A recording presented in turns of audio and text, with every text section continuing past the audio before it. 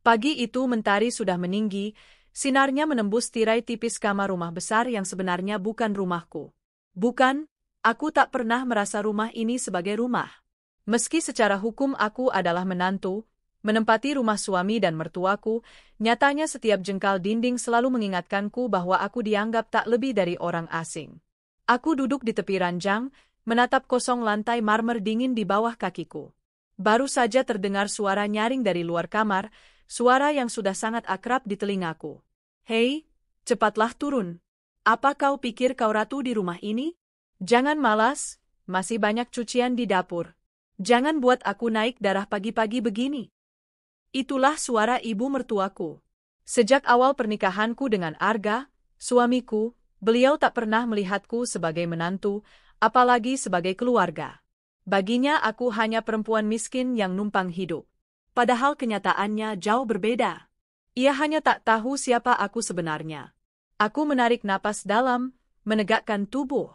Hari ini aku sudah menyiapkan beberapa dokumen penting di ruang kerjaku, tempat rahasiaku di luar rumah ini.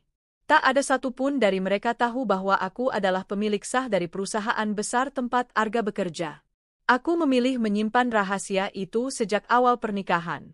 Sebuah kesalahan besar, mungkin. Karena justru disitulah kesempatanku dihina, diperlakukan seperti babu. Aku turun perlahan, dan benar saja, ibu mertuaku sudah berdiri di dapur dengan wajah cemberut. Tangan kurusnya menunjuk-nunjuk ke arah tumpukan piring kotor. "Cuci semua ini. Setelah itu pel lantai ruang tamu. Jangan harap kau bisa duduk manis seperti majikan. Ingat, kau masuk ke keluarga ini tanpa bawa apa-apa. Jadi balaslah budi dengan bekerja." Aku menunduk. Bukan karena patuh, tapi karena menahan amarah. Sungguh, kalau saja bukan demi rencana yang masih kusimpan, mungkin sudah sejak dulu aku pergi. "Baik, Bu," jawabku singkat. "Hari-hariku selalu seperti ini. Bangun pagi, disuruh ini itu, seolah aku tak lebih dari pembantu. Padahal ada 3 asisten rumah tangga di rumah ini. Tapi entah mengapa, semua pekerjaan seolah dialihkan kepadaku. Suamiku, Arga, ia tak pernah membelaku. Bahkan sering ikut menertawakanku. Sudahlah, anggap saja olahraga. Kau kan memang dari keluarga miskin, biasa kerja kasar. Di sini kau harus tahu diri." Ucapan itu keluar dari bibirnya suatu malam ketika aku mencoba menyinggung soal sikap ibunya. Hatiku hancur. Aku teringat awal pertemuan kami dulu, betapa manis kata-katanya, betapa dalam janji-janjinya. Ia bilang akan menjagaku, akan melindungiku. Namun setelah aku resmi menikah dengannya, wajah aslinya muncul, dingin, penuh kesombongan, dan bersekongkol dengan ibunya untuk merendahkanku. Setiap kali aku memasak, mereka selalu mencibir. Rasanya hambar. Mungkin lidahmu memang lidah orang miskin, tak tahu bagaimana makanan mewah seharusnya. Saat aku membersihkan rumah, mereka akan menuduhku malas, meski aku sudah berkeringat. "Lihat itu, masih berdebu. Dasar babu tak tahu diri." Aku menahan semua hinaan itu. Hanya ada satu alasan aku bertahan, aku sedang menunggu saat yang tepat untuk membuka siapa aku sebenarnya. Aku masih ingat jelas hari pernikahanku dengan Arga. Semua tampak sempurna di mata orang lain. Aku mengenakan gaun putih sederhana, tapi elegan. Arga tampak gagah bersanding denganku. Tamu-tamu memberi selamat, mengira aku wanita beruntung. Tak ada yang tahu bahwa aku sebenarnya yang lebih beruntung menerima Arga, setidaknya itulah yang kupikirkan waktu itu. Aku tak pernah mengumumkan siapa diriku di depan keluarga Arga. Aku lebih suka dianggap sederhana, karena aku ingin tahu apakah cinta Arga benar-benar tulus. Aku tak mau dinikahi hanya karena harta. Ayahku sudah lama meninggal, ibuku tinggal di luar negeri. Aku memang terbiasa mandiri. Mengelola perusahaan yang diwariskan ayahku bukan hal mudah, tapi aku berhasil. Di balik penampilanku yang sederhana, aku adalah direktur utama yang disegani di dunia bisnis. Namun ternyata, keputusanku merahasiakan itu semua justru membuka pintu penderitaan. Suatu sore, aku sedang menyetrika pakaian. Keringat mengalir di pelipis, padahal suara tawa dari ruang tamu begitu jelas. Suamiku dan mertuaku sedang duduk bersama seorang wanita cantik, perempuan asing yang semakin sering kulihat. Wanita itu, namanya Citra? Entah sejak kapan ia masuk dalam hidup Arga. Tapi aku tahu pasti, ia adalah pelakor. Ia tak malu menatapku dengan senyum merendahkan setiap kali kami berpapasan. Kasihan sekali kau, masih harus kerja seperti babu di rumah sendiri, katanya suatu kali, sambil menyender manja di bahu suamiku. Aku menggigit bibirku. Citra tahu bagaimana menusukku. Dan Arga? Ia hanya terkekeh, seolah menikmati pertunjukan. Ya begitulah, Cit. Istriku ini memang cocoknya jadi pembantu. Kalau kau jadi istriku, mungkin lain cerita. Kata-kata itu menancap dalam, seolah pisau yang menusuk jantungku. Tapi aku tetap diam. Minggu berikutnya, aku mendengar percakapan antara suami dan mertuaku. Jangan lupa, besok pesta perusahaan besar. Itu momen penting. Kita harus tampil menawan. Ajak Citra, ya. Jangan ajak dia, istrimu itu. Malu kalau dia datang dengan gaunnya yang murah. Aku bersembunyi di balik pintu, menahan napas. Jadi begitu, mereka bahkan berniat meninggalkanku di rumah. Hatiku perih, tapi aku tersenyum tipis. Mereka tak tahu, pesta itu justru aku yang rancang. Aku yang memesan gedung, aku yang menandatangani kontrak vendor, aku yang mengatur daftar tamu VIP. Semua atas nama perusahaan, tapi kendali ada di tanganku. Aku ingin melihat sejauh apa penghinaan mereka. Aku ingin tahu seberapa rendah mereka menilainya. Dan aku siap dengan rencana besar yang akan mengubah segalanya. Malam itu aku berdiri di depan cermin, mengenakan gaun biru tua yang sederhana namun anggun. Aku menatap bayanganku sendiri. Mata ini menyimpan luka, tapi juga bara api yang tak bisa dipadamkan. Bertahanlah sedikit lagi, bisikku pada diri sendiri. Biarkan mereka meremehkanmu. Sebentar lagi, giliran mereka yang tak bisa menegakkan kepala. Aku tersenyum, senyum tipis penuh misteri. Malam pesta akan segera tiba. Dan di sanalah, segalanya akan berubah. Hari pesta itu akhirnya tiba. Sejak pagi aku sudah beraktivitas, meski diam-diam. Aku datang ke kantor lebih awal dari biasanya, mengecek detail acara yang sudah kusiapkan sejak berminggu-minggu. Aku menandatangani berkas kerjasama dengan vendor, mengatur protokol tamu penting, memastikan dekorasi sesuai tema elegan yang kupilih, Glamour Night of Success. Tak seorang pun dari keluarga Arga tahu aku terlibat. Semua staf perusahaan memanggilku, Bu Direktur, ketika tidak ada orang luar. Tapi di depan suami, mertua, dan pelakor itu, aku selalu berpura-pura sebagai istri biasa yang sederhana. Sore itu, setelah semua siap, aku pulang ke rumah untuk bersiap. Aku memasuki kamar, melihat sebuah gaun indah yang baru kupesan diam-diam. Gaun satin warna merah marun dengan detail manik-manik halus. Gaun itu sederhana namun anggun, bukan berlebihan, tapi cukup membuatku percaya diri. Aku tahu, malam ini aku harus hadir bukan sebagai babu yang sering mereka hina, tapi sebagai diriku yang sebenarnya. Ketika aku turun ke ruang tamu, kulihat Arga sedang berdiri dengan jas hitamnya, dasi rapi, sepatu mengkilat. Di sampingnya, Citra mengenakan gaun emas mengilap yang cukup mencolok. Ibu mertuaku duduk dengan gaun hijau zamrud, perhiasan berkilauan di leher dan tangannya. Mereka bertiga menatapku dari ujung rambut sampai ujung kaki. Kau mau kemana dengan gaun itu? Tanya mertua dengan nada merendahkan. Aku juga diundang, Bu. Jawabku singkat. Citra terkekeh pelan, menutup mulutnya dengan tangan. Hahaha, serius? Kau pikir pesta semewah itu cocok untukmu? Aku kira kau hanya pantas pakai celemek, bukan gaun. Arga menambahkan dengan senyum miring. Jangan bikin malu. Malam ini penting untukku. Jangan muncul dan mempermalukan aku. Aku hanya menatap mereka. Tidak ada kata yang keluar. Aku memilih diam, karena aku tahu kebenaran segera terungkap. Gedung megah tempat pesta berlangsung berkilauan oleh lampu kristal. Para tamu berdatangan dengan pakaian terbaik mereka. Mobil-mobil mewah berjejer di depan pintu masuk, para fotografer sibuk mengabadikan momen. Aku datang dengan tenang, masuk dari pintu samping yang memang sengaja kusiapkan untuk diriku. Aku sudah memberi instruksi kepada staf agar memperlakukanku seperti tamu VIP, Tapi aku meminta agar identitasku tidak diumumkan dulu. Aku ingin menyaksikan bagaimana suami, mertua, dan pelakor itu bertingkah. Di dalam ballroom, musik lembut mengalun, meja-meja bundar tertata rapi dengan hiasan bunga putih. Para tamu sibuk bercakap, mengenakan perhiasan, dan memamerkan tawa penuh gengsi. Aku berjalan perlahan, menyapa beberapa manajer yang kukenal. Mereka memberi salam hormat, namun aku memberi kode agar tetap tenang. Malam ini aku belum ingin semua orang tahu siapa aku. Tak lama kemudian, Arga, ibunya, dan Citra memasuki ruangan.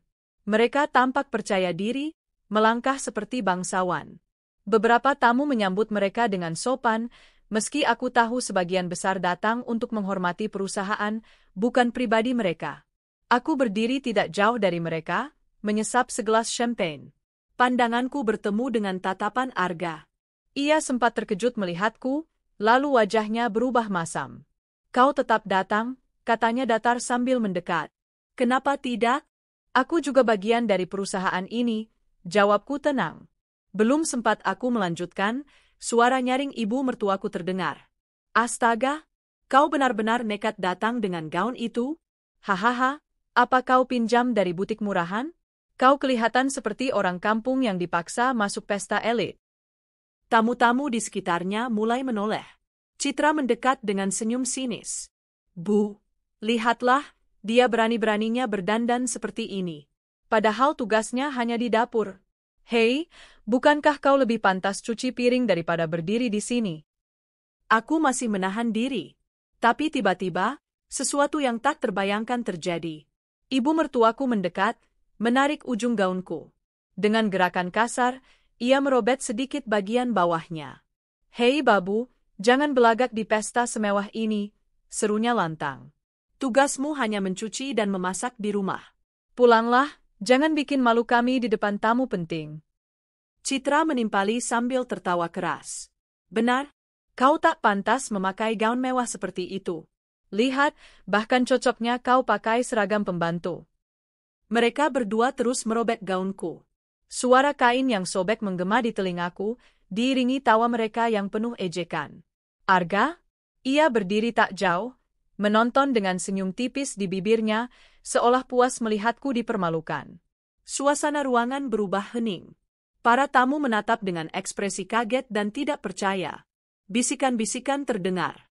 "Astaga, mereka berani mempermalukan menantunya sendiri. Ini keterlaluan. Kenapa suaminya hanya diam?" Aku berdiri terpaku, dadaku bergemuruh. Hatiku seperti diremas. Tapi mataku menatap lurus pada mereka, tanpa air mata. Aku tak akan menangis. Tidak malam ini. Setiap tawa mereka menusukku seperti belati. Gaunku kini rusak, robekan-robekan membuatku tampak menyedihkan. Tapi di dalam hatiku, aku berjanji, ini akan menjadi malam terakhir mereka bisa menertawakanku. Aku menatap ke arah panggung utama, tempat mikrofon sudah disiapkan untuk pidato. Aku tahu, saatnya hampir tiba. Para tamu mulai gelisah melihat keributan, dan suasana pesta yang seharusnya penuh kebahagiaan berubah mencekam. Arga mendekat, berbisik di telingaku dengan nada mengejek. "Lihatlah dirimu sekarang. Memalukan. Kau pikir kau bisa sejajar dengan kami? Kau hanya perempuan miskin. Kau hanya babu." Aku menarik napas panjang. Kata-katanya justru membuatku semakin kuat. Di tengah tatapan ratusan pasang mata, aku melangkah ke arah panggung. Setiap langkahku menggema, gaun yang robek tetap kuangkat dengan anggun. Mereka pikir aku akan lari dengan malu, tapi aku justru berdiri tegak. Aku menggenggam mikrofon, menatap seluruh tamu. Wajah-wajah penasaran, terkejut, dan marah bercampur menjadi satu. "Malam ini," kataku dengan suara tegas, "aku sudah cukup menjadi bahan tertawaan. Tapi ada satu hal yang harus kalian semua tahu, siapa aku sebenarnya." Mata Arga membelalak, ibu mertuaku ternganga, Citra berhenti tertawa. Pesta yang tadinya penuh musik kini benar-benar sunyi. Malam penghinaan ini baru saja berubah menjadi malam kebenaran. Dan aku akan memastikan tak seorang pun dari mereka bisa mengangkat kepala lagi setelah ini. Aku berdiri di atas panggung dengan gaun yang sudah robek di sana-sini. Lampu sorot menyorotiku, membuat setiap mata tertuju kepadaku.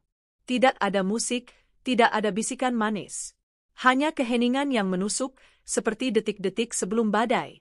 Tanganku masih memegang mikrofon erat-erat. Meski tubuhku sempat gemetar, hatiku kini sudah bulat. Luka dan penghinaan barusan telah menjadi bara yang membakar keberanianku. Aku melayangkan pandanganku ke seluruh ruangan, melihat wajah-wajah yang penuh tanda tanya.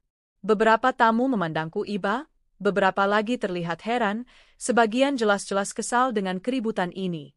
Dan di sana, di barisan depan, ada suami, ibu mertuaku, dan Citra si pelakor yang kini mulai menunjukkan wajah cemas. Aku tahu, sebagian dari kalian mungkin bertanya-tanya, kataku lantang. Mengapa seorang perempuan dengan gaun robek berdiri di atas panggung ini, di tengah pesta yang seharusnya penuh kebahagiaan? Aku berhenti sebentar, membiarkan kata-kataku meresap ke telinga setiap tamu. Barusan, kalian semua menjadi saksi bagaimana aku dipermalukan oleh suami, mertuaku, dan seorang wanita yang hadir bersama mereka.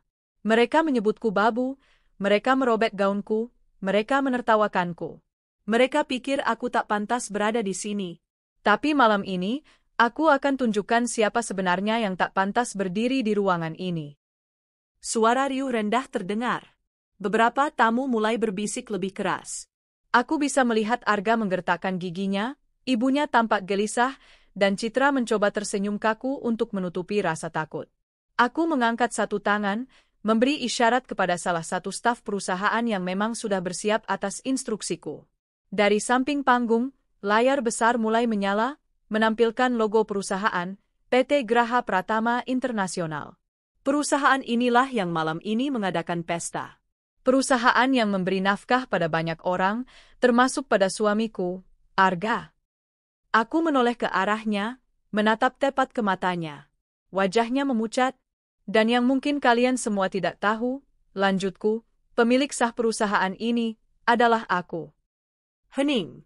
Begitu sunyi hingga detak jantungku sendiri terdengar di telingaku. Aku memberi isyarat lagi. Layar menampilkan dokumen resmi, akta perusahaan, surat kepemilikan saham mayoritas, serta beberapa foto saat aku memimpin rapat direksi. Semua dengan namaku tertera jelas, Anindya Prameswari, Direktur Utama. Tamu-tamu terkejut. Beberapa berdiri dari kursinya, beberapa bertepuk tangan pelan, sebagian bahkan berseru, "Astaga, benar itu namanya." Arga terlihat panik. Ia maju beberapa langkah, mencoba menyambar mikrofon dari tanganku.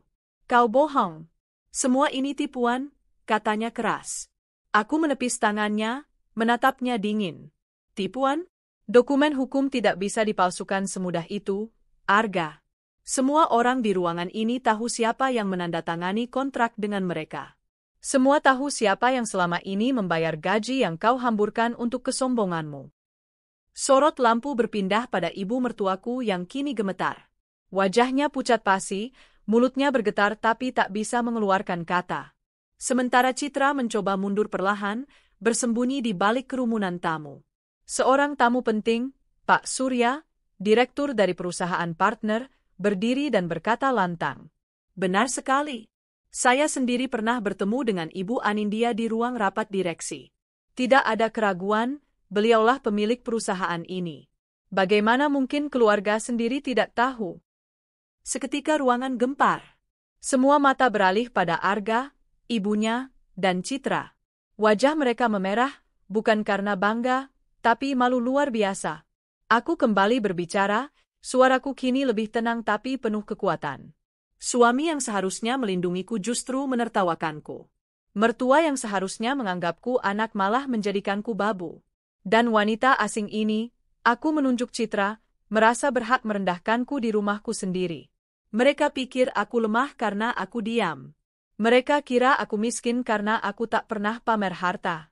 Tapi lihatlah, siapa sebenarnya yang berkuasa di sini. Tamu-tamu bertepuk tangan keras. Beberapa bahkan bersorak setuju. Arga mencoba bicara lagi. "Sayang, aku tidak tahu. Aku kira..." Aku memotong tajam, "Jangan panggil aku sayang. Kau tahu betul bagaimana kau memperlakukanku setiap hari.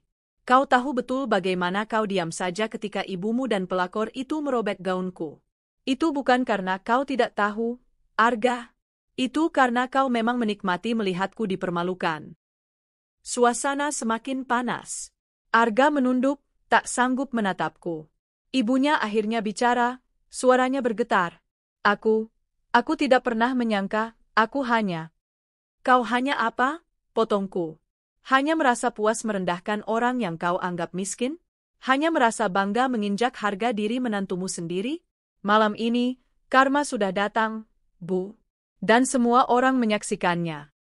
Citra mencoba menyelamatkan diri. Aku hanya ikut-ikutan. Semua ini salah Arga, bukan aku. Aku menatapnya tajam. Kau ikut merobek gaunku, Citra. Kau ikut menertawakan aku. Jangan pernah coba cuci tangan. Malam ini semua orang tahu kau hanyalah seorang perusak rumah tangga yang tak punya malu. Wajah Citra memerah, ia menunduk, tak sanggup berkata-kata lagi. Aku berdiri tegak, mengatur napas, lalu berkata dengan lantang. Aku adalah Anindya Prameswari, pemilik PT Graha Pratama Internasional. Perusahaan ini berdiri di atas kerja keras dan darah keluargaku. Dan aku tidak akan membiarkan siapapun, termasuk suami dan mertuaku sendiri, menghinaku di rumahku, di hadapan orang-orang yang menghormatiku. Mulai malam ini, semua topeng kalian sudah jatuh. Sorak tepuk tangan bergema di seluruh ruangan. Beberapa tamu berdiri memberi hormat padaku. Arga jatuh berlutut, mencoba meraih kakiku. Maafkan aku, Nin. Aku tidak tahu, Aku menatapnya dengan tatapan dingin. Kau tahu, Arga? Kau hanya memilih buta karena kesombonganmu. Ibunya meneteskan air mata, wajahnya basah, tetapi aku tidak bergeming. Citra? Ia sudah lari keluar ruangan, tak sanggup menahan rasa malu. Aku meninggalkan panggung dengan rasa puas, sementara tepuk tangan tamu-tamu masih terdengar. Malam yang awalnya penuh luka kini menjadi malam kemenangan. 3 orang yang paling menyakitiku kini tak lagi bisa mendongakkan kepala. Dan itu baru awal. Karena setelah pengungkapan, waktunya eksekusi. Aku memberi isyarat, dan para staf kepercayaanku segera bergerak. 2 satpam mendekati meja tempat mereka bertiga duduk. Silakan keluar, perintahku tegas. Kau tidak bisa melakukan ini padaku. Aku ibu mertua, teriaknya histeris, wajahnya memerah. Aku suamimu, tambah suamiku dengan nada panik. Kau tidak bisa mempermalukan keluargamu sendiri di depan semua orang. Aku menatap mereka dengan dingin. Keluarga? Sejak kapan kalian memperlakukanku sebagai keluarga? Kalian hanya menjadikanku babu, penghuni tak berguna, dan kalian pikir aku akan diam selamanya? Tidak. Malam ini, aku membalas semuanya. Pelakor itu menangis, wajahnya hancur oleh rasa malu. Mertuaku berusaha berlutut di depan tamu, meraih gaunku yang robek, berteriak meminta belas kasihan. Tapi aku hanya melangkah mundur. Silakan nikmati penderitaan kalian. Karena mulai malam ini, aku bukan lagi istri dari pria yang penuh pengkhianatan. Aku pecat kau dari perusahaan ini. Kau bukan siapa-siapa lagi. Tamu bersorak pelan, sebagian bahkan bertepuk tangan. Mereka semua menyaksikan kejatuhan yang memalukan dari 3 orang yang dulu begitu pongah. Aku berdiri tegak, gaun robekku berkibar sedikit karena AC ruangan, tapi itu tidak membuatku terlihat lemah. Justru aku seperti ratu yang baru saja merebut kembali tahtanya. Malam itu menjadi sejarah. Malam di mana kebenaran terbuka lebar, malam di mana semua topeng runtuh. Suamiku, mertuaku, dan pelakor itu terlempar keluar dari pesta dengan wajah tertunduk, tidak berani menatap siapapun. Sedangkan aku, meski gaunku robek, berdiri di tengah cahaya lampu kristal, tersenyum puas. Aku tahu, ini baru permulaan dari perjalanan panjang untuk benar-benar menghapus luka yang mereka tinggalkan. Pesta yang seharusnya menjadi malam penuh kebahagiaan bagi perusahaan, justru menjadi malam paling bersejarah, setidaknya bagi 3 orang, suamiku, mertuaku, dan pelakor yang selalu bersamanya. Mereka diusir dengan hina, di depan ratusan pasang mata, tanpa sedikit pun kesempatan untuk membela diri. Setelah mereka diantar keluar, suasana pesta kembali berjalan, meski tentu dengan banyak bisikan. Semua tamu membicarakan peristiwa itu. Tidak ada seorang pun yang memandang mereka dengan hormat lagi. Di dunia bisnis, nama baik adalah segalanya, dan malam itu, nama mereka hancur, reputasi mereka jatuh ke titik terendah. Aku tidak merasa menyesal. Justru aku merasa lega. Beban yang selama ini kupendam, akhirnya kulepaskan di hadapan semua orang. Dan malam itu aku pulang bukan sebagai seorang istri terhina, melainkan sebagai pemilik perusahaan yang kembali diakui. Namun bagi mereka, itu adalah awal dari neraka panjang. Keesokan harinya, kabar pesta itu menyebar cepat. Tidak hanya di lingkungan perusahaan, tetapi juga di media sosial. Beberapa tamu ternyata diam-diam merekam momen ketika mertuaku merobek gaunku sambil berteriak-teriak. Video itu viral. Judul-judul sinis bermunculan. Menantu dihina di pesta, ternyata pemilik perusahaan. Mertua dan pelakor dipermalukan di depan ratusan tamu. Suami pengkhianat kehilangan jabatan setelah skandal. Komentar publik sangat tajam. Banyak yang mencaci mertuaku, mengutuk pelakor, dan menyalahkan suamiku karena hanya diam saat aku dipermalukan. Suamiku yang selama ini terbiasa dengan kehormatan dan status sebagai suami pemilik perusahaan, mendadak kehilangan segalanya. Aku secara resmi memecatnya. Surat pemecatan sudah ditandatangani dan diumumkan. Semua karyawan tahu bahwa ia tidak punya kekuasaan lagi. Hari pertama ia datang ke kantor setelah pesta itu, ia disambut tatapan jijik dan sinis dari para pegawai. Beberapa bahkan berbisik tanpa menutupi mulut mereka. Itu dia, mantan suami ibu direktur. Orang yang tega membiarkan istrinya dihina. Kasihan, sekarang dia bukan siapa-siapa. Ia tidak tahan. Dalam waktu singkat, ia keluar dari gedung dengan wajah merah padam. Mertuaku, yang dulu suka berlenggak-lenggok dengan pakaian mewah hasil uang perusahaan, kini jatuh miskin. Aku memutus semua aliran dana yang selama ini menghidupinya. Rumah mewah yang ia tinggali adalah atas namaku, mobil yang ia pakai juga kuambil kembali. Dalam waktu sebulan, ia sudah harus pindah dari rumah besar itu ke sebuah kontrakan kecil di pinggiran kota. Tetangga-tetangga yang dulu ia remehkan kini menatapnya dengan pandangan merendahkan. Bukankah itu ibu yang dulu suka pamer emas di arisan? Hah? Sekarang tinggal di kontrakan sempit. Lihatlah, karma cepat datang. Mertuaku menangis hampir setiap malam. Namun tangisannya bukanlah karena penyesalan tulus, melainkan karena kehilangan kenyamanan dan kemewahan. Pelakor yang selama ini begitu percaya diri, kini menjadi bahan hinaan. Rekaman dirinya yang tertawa sambil merobek gaunku tersebar luas. Semua orang tahu wajahnya. Bisnis kecil yang ia jalankan hancur karena para klien mundur. Mereka tidak ingin terlibat dengan wanita yang terkenal sebagai perebut suami orang, apalagi seorang penghina. Ia mencoba mendekati suamiku, berharap bisa tetap hidup bergantung pada pria itu. Namun, bagaimana mungkin? Suamiku sendiri kini tidak punya pekerjaan, tidak punya uang, bahkan tidak punya harga diri. Mereka berdua akhirnya saling menyalahkan. Kalau saja kau tidak ikut merobek gaun itu, mungkin masih ada jalan keluar, bentak suamiku pada pelakor. Dan kalau saja kau membelaku waktu itu, mungkin aku tidak akan jatuh sehina ini, balas pelakor itu. Pertengkaran mereka semakin parah, hingga akhirnya pelakor itu benar-benar meninggalkan suamiku. Ia pergi, menghilang entah kemana, meninggalkan pria itu sendirian. Tanpa pekerjaan dan uang, suamiku mencoba melamar ke berbagai perusahaan. Namun, semua pintu tertutup. Maaf, kami tidak bisa menerima Anda. Reputasi Anda terlalu buruk. Kami tidak ingin perusahaan kami ikut tercoreng. Itulah jawaban yang ia terima di hampir semua tempat. Dunia bisnis kecil, semua orang saling mengenal. Tidak ada yang mau mengambil risiko merekrut seorang pria yang pernah mempermalukan istrinya sendiri, apalagi istrinya adalah pemilik perusahaan besar. Dalam waktu beberapa bulan, ia benar-benar jatuh. Tabungannya habis. Mobil mewahnya sudah kujual kembali. Ia terpaksa naik bus umum, sesuatu yang tidak pernah ia bayangkan sebelumnya.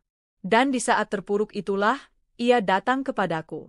Suatu malam, aku sedang duduk di ruang kerjaku di rumah. Pintu diketuk pelan. Saat kubuka, kulihat sosok suamiku berdiri di sana. Pakaian lusuh, wajah pucat, mata cekung. Boleh aku masuk? Suaranya parau. Aku mengizinkannya. Ia masuk dengan langkah gontai, lalu berlutut di hadapanku. Air matanya jatuh deras. Aku salah, aku bodoh, aku buta. Maafkan aku. Kumohon, maafkan aku. Aku menatapnya lama. Hati kecilku, entah kenapa, tidak bisa sepenuhnya dingin. Ada bagian dari diriku yang dulu pernah mencintainya, yang dulu rela bertahan meski disiksa. Namun luka yang ia tinggalkan terlalu dalam. Kau tahu, ucapku pelan, selama bertahun-tahun aku menunggu kau menatapku sebagai istri, bukan babu. Selama itu pula aku menahan sakit karena berharap kau akan berubah. Tapi malam itu, malam ketika kau tersenyum melihatku dipermalukan, disitulah aku kehilangan semua rasa yang tersisa. Ia semakin menangis, suaranya parau. Aku menyesal, tolong beri aku satu kesempatan lagi. Aku menggeleng pelan. Kesempatan sudah lama ku berikan. Tapi kau memilih menginjak-injaknya. Sekarang, tanggunglah akibatnya. Hidupku sudah kembali tenang tanpa kehadiranmu. Tidak lama setelah itu, mertuaku juga datang. Berbeda dengan dulu yang penuh keangkuhan, kali ini ia datang dengan pakaian sederhana, wajah kusut, dan tangan gemetar. Ia berlutut di hadapanku, menangis histeris. Menantu, aku mohon, aku salah, aku buta karena harta, jangan tinggalkan aku di jalanan begini. Aku menatapnya dingin. Kau ingat waktu kau menyebutku babu? Kau robek gaunku sambil tertawa? Itulah yang membuatku sadar, kau tidak pernah menganggapku keluarga. Dan sekarang, mengapa aku harus menganggapmu keluarga? Tangisnya pecah lebih keras. Ia menunduk, mencium lantai, memohon tanpa henti. Namun aku tidak bergeming. Luka yang ia buat terlalu dalam. Rasa iba memang sempat muncul, tapi aku mengusirnya. Silakan nikmati hidupmu sekarang. Itu balasan dari perbuatanmu.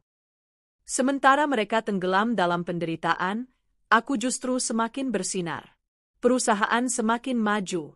Banyak investor datang menawarkan kerjasama setelah melihat sikap tegas dan keberanianku di pesta itu. Karyawan semakin loyal, karena mereka tahu siapa pemimpin sebenarnya. Mereka melihatku bukan hanya sebagai bos, tapi juga sebagai simbol kekuatan perempuan yang tidak bisa dipermainkan. Aku kembali menata hidupku. Tidak ada lagi air mata di balik pintu kamar. Tidak ada lagi malam-malam panjang penuh luka. Aku bebas, aku kuat, dan aku siap menjalani masa depan dengan kepala tegak. Malam penghinaan itu memang menyakitkan, tapi justru menjadi jalan untuk membuka kebenaran. Dari sanalah roda kehidupan berputar. Aku naik ke atas dengan cahaya, sementara mereka jatuh ke jurang kegelapan yang mereka gali sendiri. Kini, aku berdiri kokoh, sedangkan mereka, suami, mertua, dan pelakor, hanya bisa meratapi kehancuran yang mereka tuai. Dan aku, tidak berniat sedikit pun untuk menolong. Setelah pesta itu, hidupku benar-benar berubah. Bukan hanya karena statusku sebagai pemilik perusahaan akhirnya diketahui semua orang, tapi juga karena beban bertahun-tahun yang kupikul kini terangkat. Aku tak lagi menjadi wanita yang dipandang rendah di rumahku sendiri. Namun, meski aku sudah menjatuhkan mereka, luka itu masih ada.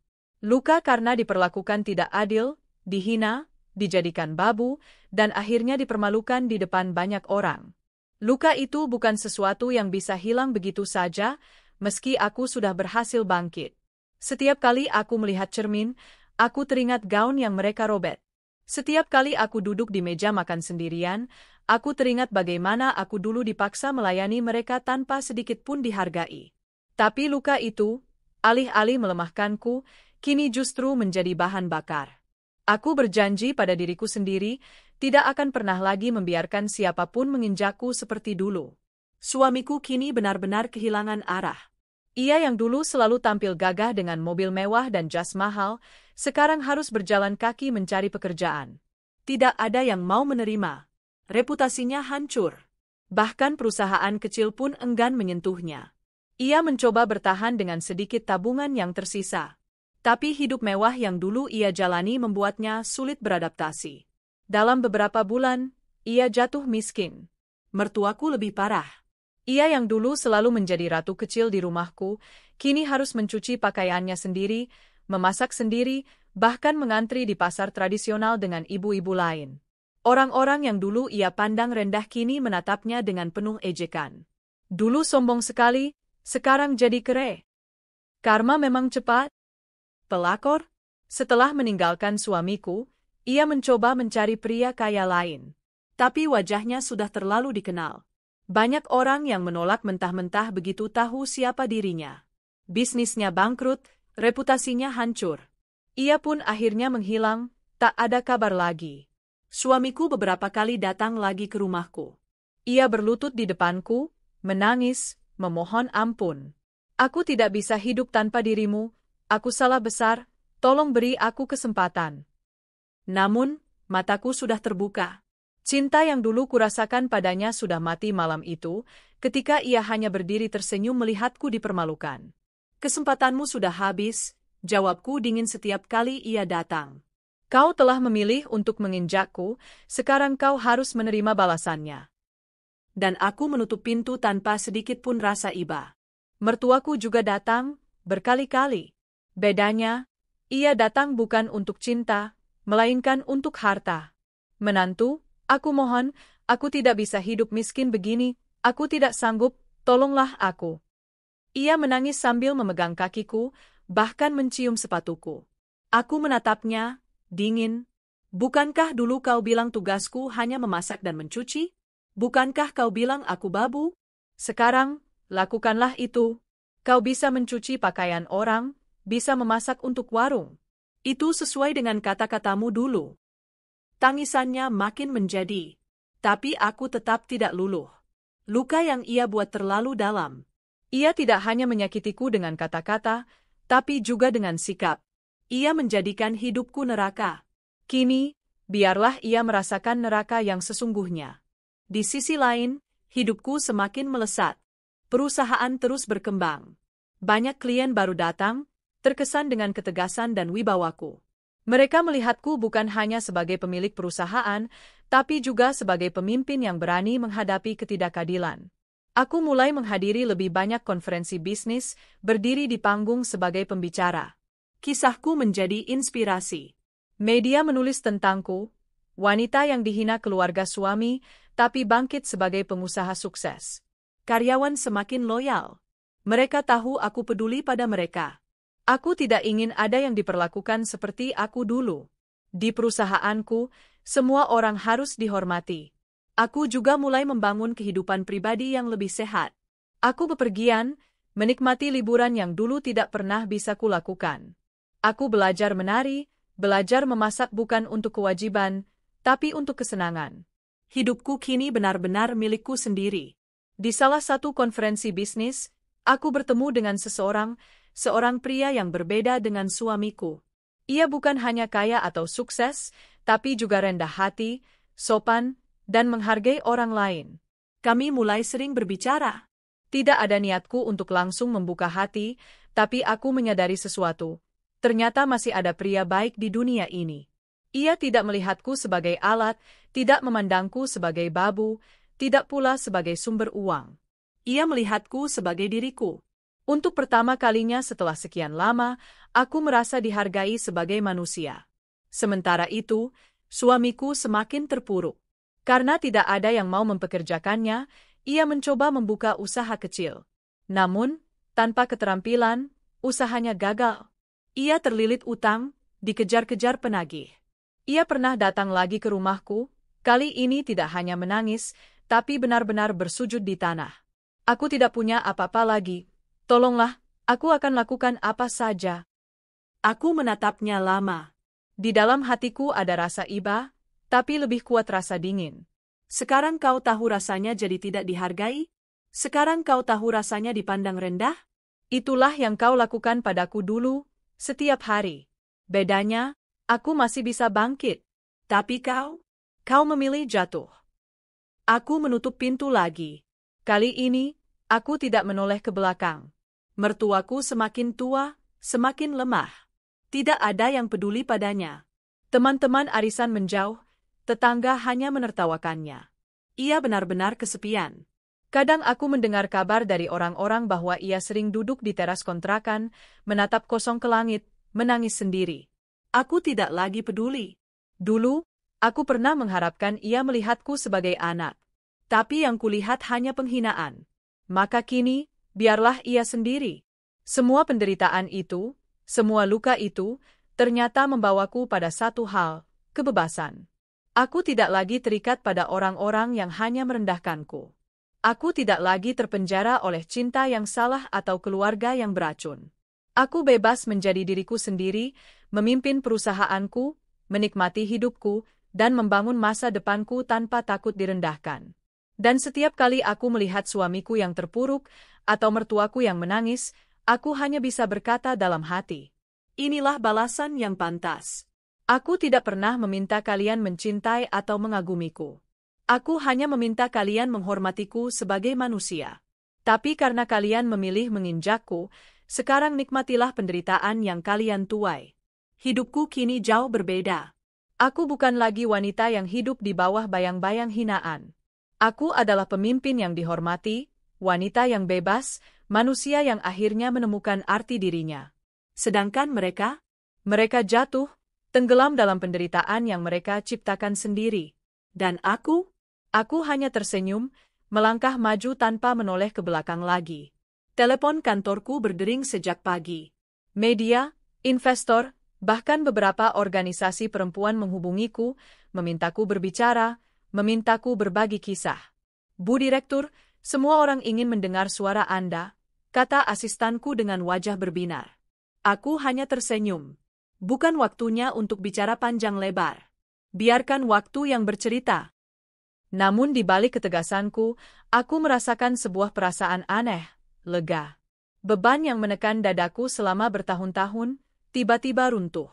Aku tidak lagi dipaksa bermain peran sebagai istri setia atau menantu berbakti.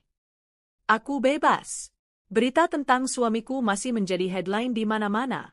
Foto suamiku yang berlutut menangis, mertuaku yang jatuh tersungkur, dan pelakor yang digiring keluar dengan hinaan tamu-tamu, tersebar ke seluruh negeri.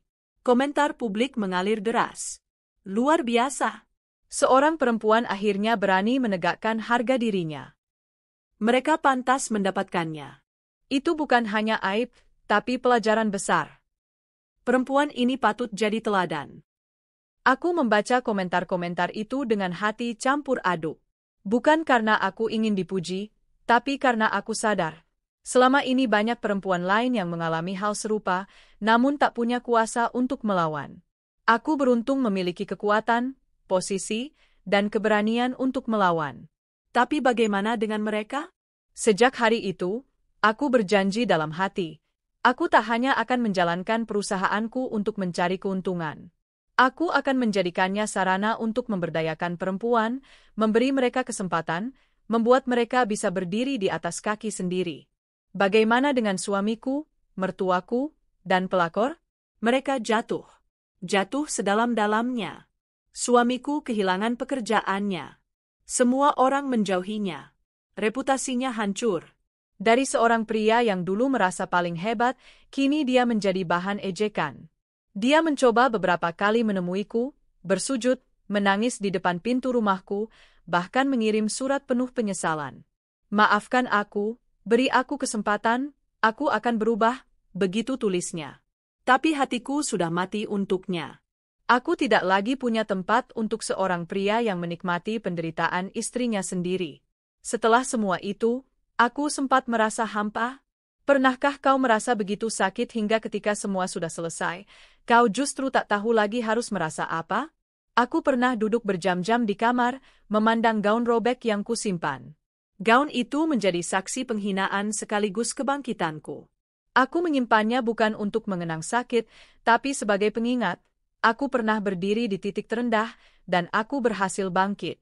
Setiap malam, aku merenung. Kadang air mataku jatuh. Bukan karena aku masih mencintai suamiku, tapi karena aku pernah menaruh harapan besar pada seseorang yang ternyata tak pantas. Tapi lama-lama, luka itu sembuh. Aku belajar memaafkan, bukan mereka, tapi diriku sendiri. Aku memaafkan diriku karena pernah terlalu lama membiarkan mereka menginjakku. Aku memaafkan diriku karena pernah buta akan kebahagiaan yang sesungguhnya. Seiring waktu, kehidupanku berubah drastis. Aku bukan lagi wanita yang berjalan di balik bayang-bayang. Aku kini berdiri di depan, memimpin, dan menjadi pusat dari jalanku sendiri.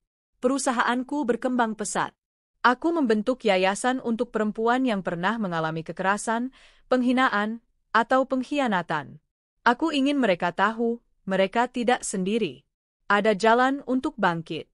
Aku juga mulai membuka hati, bukan untuk cinta yang sama, tapi untuk hidup yang lebih baik.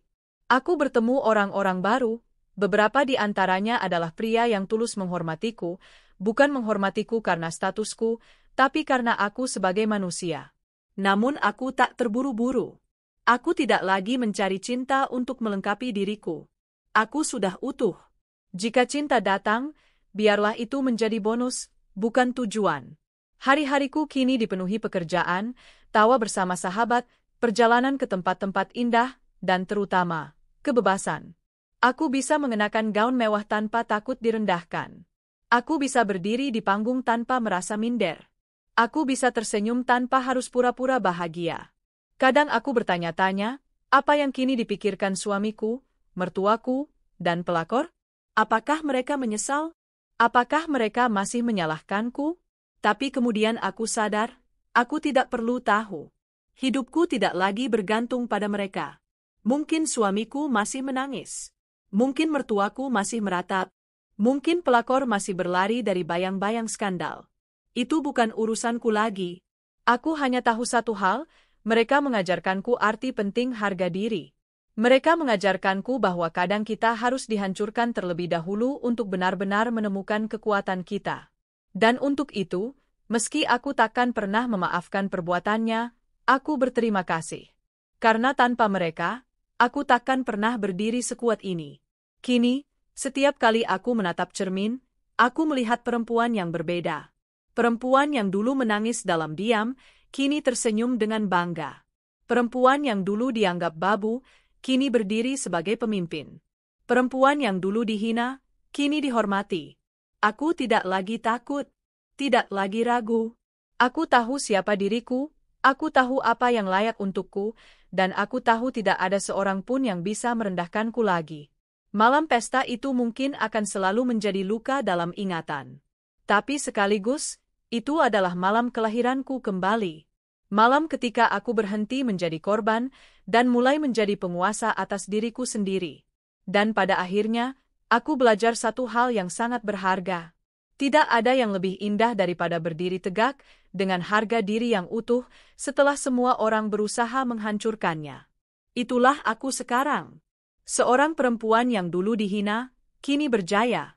Seorang perempuan yang dulu diinjak, kini memimpin. Seorang perempuan yang dulu disebut babu, kini disapa Ibu Direktur. Dan aku tidak akan pernah lagi membiarkan siapapun merampas kebahagiaanku.